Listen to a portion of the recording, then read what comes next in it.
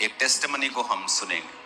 Apostle जी, इस भाई का नाम बंसीलाल है और ये जम्मू के रहने वाले हैं। साथ में इनके ग्रैंडसन आए हैं अपनी गवाही को देने के लिए। 2.5 साल पहले दिसंबर 2022 में अचानक से इनको ब्रेन अटैक हुआ, साथ में ही पैरालाइज हो गया, जिसकी वजह से बॉडी की लेफ्ट साइड पूरी तरह से रुक गई और ये टोटली अनकॉन्शियस हो चुके थे।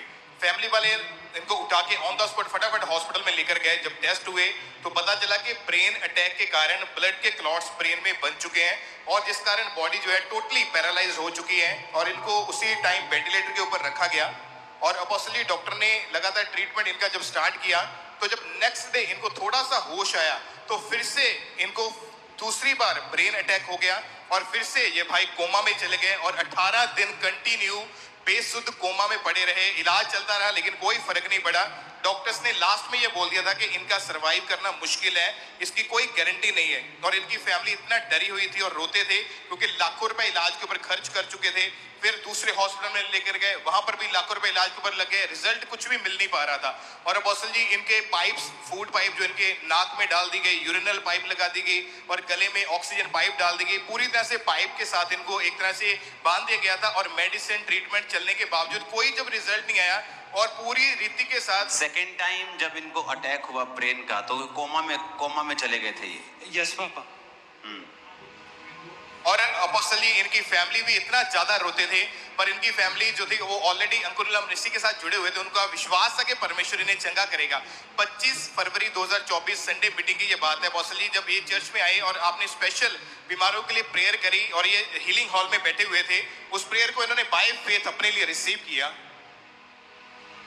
आत्मा जो यहां नहीं होनी चाहिए, आपकी बॉडी में नहीं होनी चाहिए, वो आत्माएं जो यहोवा ने नहीं भेजी, जादू की, टोने की, बीमारियों की, अशुद्धता की, दुर्बलताओं की, और अपोस्टल जी हीलिंग हॉल में बैठे, जैसे इन्होंने प्रेयर को रिसीव किया, अनॉइंटिंग ऑयल इनके ऊपर लगाया गया, सेम टाइम इनकी रिकवरी होनी शुरू हुई और जितने ब्रेन के अंदर ब्लड क्लॉट से वो सब खत्म हुए। पैरालाइज के कारण जो बॉडी एक तरह से डेड हो चुकी थी, उस मरी हुई बॉडी में परमेश्वर ने जान को डाला और उसके बाद आज 1 साल 4 महीने से ये भाई पूरी रीति के साथ आजाद है और पूरी तरह से हील हो चुके हैं। चला के दिखाओ। कैमरामैन, इतनी भीड़ क्यों लगाई है तुम लोगों ने? आप उनको चलने देंगे कि नहीं? चलाओ बेटा, दादाजी आगे चलाओ।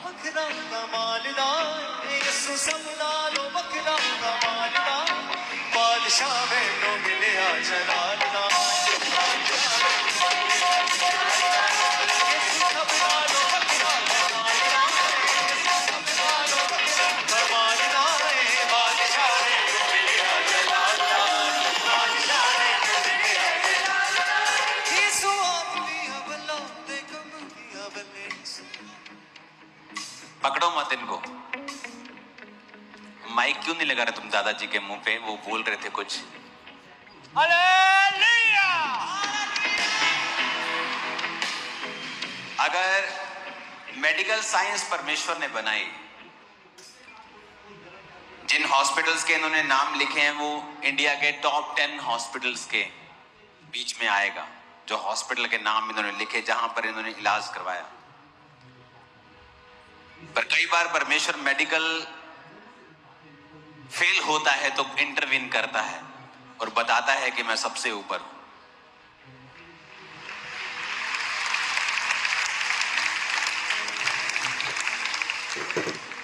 ये वो कोई वो टेस्टिमनी नहीं है कि आप को कुछ हुआ, घर वालों ने अपने आप ही कह दिया कि शायद ये अटैक है।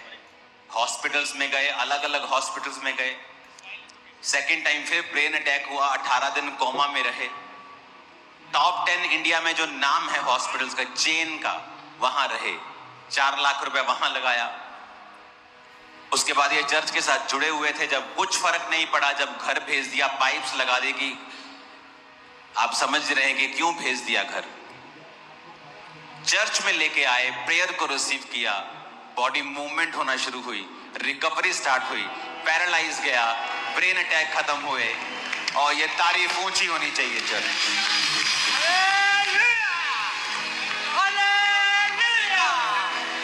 इतना लंबा हालेलुया तो तुम नहीं मार सकते जितना ये मार रहे हैं। चक्को जोर ना जरा। जब ये हालेलुया बोल रहे हैं, शैतान तुम्हारे घरों से जा रहा है यीशु के नाम।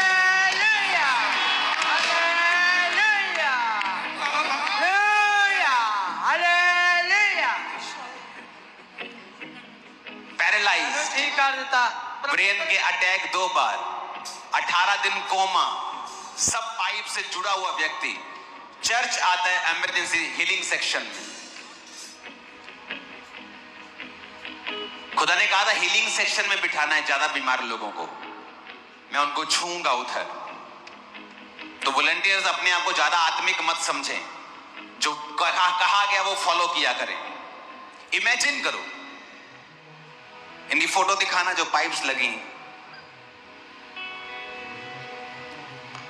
और एक साइड इनको दिखाओ आज जो हालेलुया बोल रहे हैं।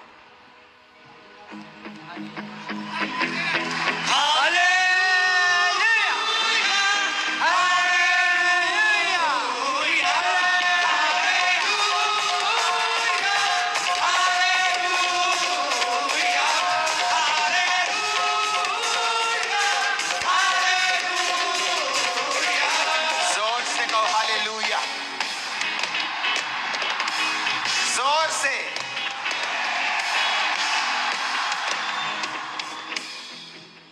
इतनी मार्वलस टेस्टिमनी थर्सडे संडे हम सुन चुके हैं कि अभी भी आपको विश्वास नहीं है कि परमेश्वर सब कुछ कर सकता है।